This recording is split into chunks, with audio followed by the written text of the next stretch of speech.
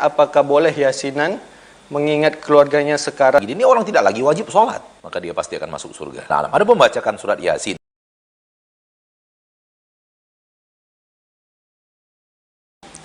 Assalamualaikum warahmatullahi wabarakatuh, Ustadz. Waalaikumsalam warahmatullahi wabarakatuh. Mohon dengan sangat, Ustadz, untuk membahas cara membimbing pasien sekarat untuk tetap sholat. Ana barusan mendapat pertanyaan dari teman Ana, familinya yang sekarat. Dan ya Allah, banyak perawat juga tidak paham karena pasien COVID-19 tidak bisa ada keluarga. Jadi ini tugas perawat untuk tetap membimbing pasien muslim saat waktu sholat dan membimbing mereka untuk sholat dan lalu membisikkan kalimat tauhid kepada mereka. Ini teman Ana di Indonesia bertanya, katanya apakah boleh yasinan mengingat keluarganya sekarat tapi tidak bisa ke rumah sakit jenguk. Ini penting untuk pembahasan khusus, semoga Ustadz berkenan dan insya Allah nanti Ana akan sebarkan insya Allah ta'ala. Baik, syukran Ustadz. Orang sakarat itu tidak disolatkan, tidak dibimbing solat, namanya juga orang sakarat. Akan tetapi ditalqinkan.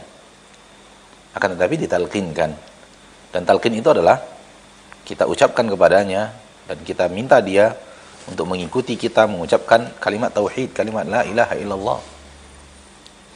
Namun kalau hanya sekedar sakit, maka itu diingatkan untuk sholat. Sekiranya dia masih sadarkan diri, diingatkan untuk sholat, kemudian ditayamumkan mungkin, ya, maka dia sholat. Ini ketika masih sadar. Ketika sudah tidak sadar, maka tidak ada kewajiban harus dibimbing sholat.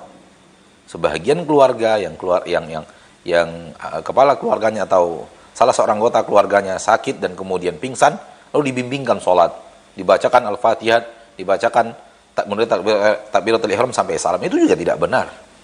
Sebagian orang tuanya sudah pikun lalu dibimbingkan sholat, kemudian orang tuanya terlupa-lupa, kemudian dilanjutkan lagi, kemudian hilang ingatan, dilanjutkan lagi. Ini orang tidak lagi wajib sholat, karena sudah pikun. Rufi'al qalamu an thalath, sudah dicatat, sudah diangkat pena dan tidak lagi ditulis sebagai dosa dari 3 orang. Di antaranya adalah orang yang kehilangan akal. Wa 'anil majnuni hatta yafiq, orang yang kehilangan akal sampai dia sadarkan diri. Dan orang yang pingsan termasuk orang yang tidak sadarkan diri. Ya, dan orang yang pikun termasuk orang yang tidak sadarkan diri. Oleh karena itu, ma'asyarul muslimin, ma'asyarul muslimat, ketika orang sakarat, maka tidak dibimbing salat, namun dibimbing talqin. Talqin adalah katakan kepadanya, ucapkan la ilaha illallah, la ilaha illallah, ucapkan la ilaha illallah. Mudah-mudahan dengan kita mengucapkan itu kepadanya, walaupun interaksi antara dia dengan kita sudah sangat melemah sekali, harapannya dia mendengar. Walau dia tidak bisa mengikuti dan tidak mengeluarkan suara dan tidak lagi bisa menggerakkan bibir karena terlalu lemah di saat sakaratul maut, namun orang tidak bisa lagi menggerakkan bibirnya. Untuk sekedar menggerakkan jari jemarinya pun dia tidak sanggup lagi. Namun dia masih mendengar seluruh yang dikatakan oleh orang-orang yang ada di sekitarnya dan di sekelilingnya. Inilah keadaan orang yang akan sakaratul maut. Sehingga ketika kita ucapkan sesuatu kepadanya, mudah-mudahan terdengar di telinganya. Dan ingat dia akan kalimat tauhid yang dia jaga seumur hidupnya. Kemudian dia ucapkan, walau tidak terdengar oleh kita, walau tidak bergerak bibirnya di depan mata kita, namun dia telah mengucapkan dan Allah tahu dia telah mengucapkan la ilaha illallah. Harapannya dengan itu berlaku untuknya hadis Nabi SAW, man kana akhiru kalamihi minad dunya, man kana akhiru kalamihi la ilaha illallah, dakhalal jannah. Barang siapa yang akhir kalimatnya di permukaan bumi adalah la ilaha illallah, maka dia pasti akan masuk surga. Jadi bukan membimbing sholat, namun mentalqinkan. Dan ini adalah himbauan kepada para perawat, juru rawat, para tenaga medis yang telah berjuang, dan mereka adalah pejuang-pejuang garda depan di zaman kita sekarang ini. Barakallahu fi juhudikum. Semoga Allah memberikan berkah yang luar biasa di dalam usaha-usaha antum sekalian. Semoga menjadi ikhlas, menjadi amal ladang pahala yang luar biasa. Ya, berada di garda depan, di baris depan, berhadapan dengan wabah yang mematikan. Dan semoga Allah tabaraka wa ta'ala memberikan kepada antum keamanan, kenyamanan, kesehatan, dan kekuatan untuk berhadapan dengan tugas berat.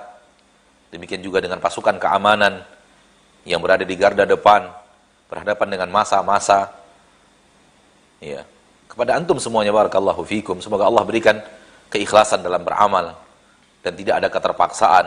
Jadikan ini sebagai ladang pahala yang besar. Jadikan ini sebagai sebuah taqarrub, upaya untuk mendekatkan diri kepada Allah tabaraka wa taala Rabbul Izzati wal Jalalah. Dan semoga para pejuang ini kalau wafat dikarenakan virus itu dengan sabar menjadi orang-orang yang mendapatkan pahala syahadah daripada kaum muslimin. Ya. Ma'asyiral muslimin, ma'asyiral muslimat. Oleh karena itu, seperti tadi harapan para keluarga orang-orang yang terkena wabah, jangan dibiarkan keluarga mereka wafat tanpa ditalqinkan.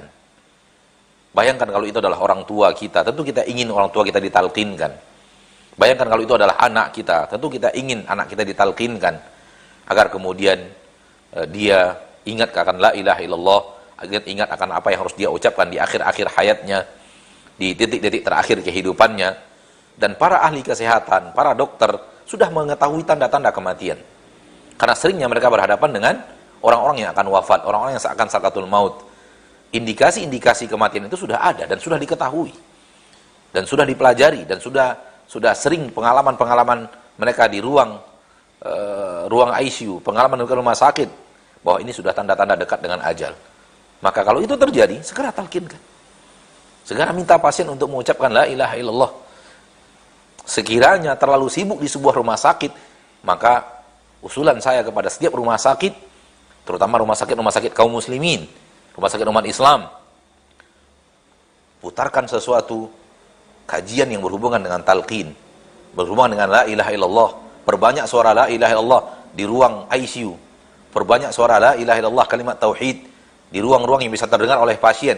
Boleh jadi kita terlalu sibuk karena terlalu banyaknya pasien yang harus diurus. Akan tetapi ketahuilah bahwa di sana ada keluarga-keluarga mereka yang sangat mengharapkan ada orang yang mentalkinkan ayah mereka, ada yang mentalkinkan ibu mereka, ada yang mentalkin kakak dan saudara mereka, ada yang mentalkinkan anak-anak mereka. Dan bayangkan kalau kita adalah mereka, tentu kita ingin saudara kita yang akan wafat ditalkinkan. Wallahu ta'ala alam. Ada membacakan surat Yasin, maka hadisnya lemah. Hadisnya lemah.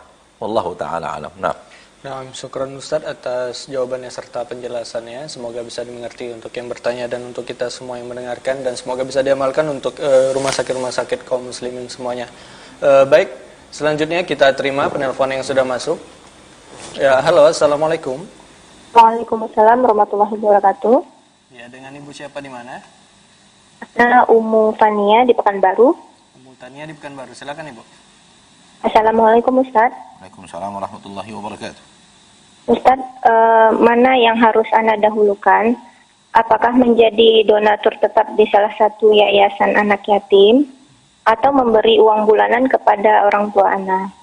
Karena untuk keduanya Anda belum mampu memberi, Ustaz. Sementara Anda tahu benar keadaan keuangan orang tua Anda lebih dari cukup. Hanya saja Anda merasa belum bisa berbakti karena tidak bisa memberi. Baik Ustaz, itu saja. Jazakallahu khair Ustaz. Assalamualaikum. Assalamualaikum warahmatullahi wabarakatuh. Dua kalimat yang kontradiksi.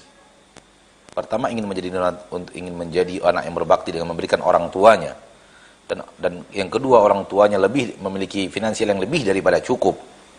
Maka ini dua hal yang menurut Anda bertabrakan. Kalau orang tua memiliki kemampuan finansial yang lebih daripada cukup, maka kita kepada orang tua bukanlah kewajiban. Alhamdulillah orang tua kita memiliki finansial yang Allah mudahkan sehingga lebih daripada cukup. Dia tidak mengharapkan, tinggal bakti saja. Tinggal bakti dengan cara apa? Dengan cara memberikan kepada orang tua sesuatu yang ia sukai. Walaupun itu tidak bentuk uang banyak. Apa yang ia sukai? Mungkin jenis makanan, mungkin jenis minuman, mungkin jenis sendal dan sepatu. Wallahu ta'ala alam, itu tidak membutuhkan biaya yang sangat besar. Apalagi kita wanita. Sebagai wanita kita tidak punya kewajiban menafkahi orang tua kita. Hanya anak laki-laki yang punya kewajiban menafkahi orang tuanya, manakala orang tuanya membutuhkan nafkah. Jadi ini hanya sekedar bakti. Ini sekedar bakti. Sebagian harta kita berikan untuk orang tua kita, dan sebagian berikan kepada anak fakir miskin atau yatim piatu. Nah, wallahu a'lam bissawab.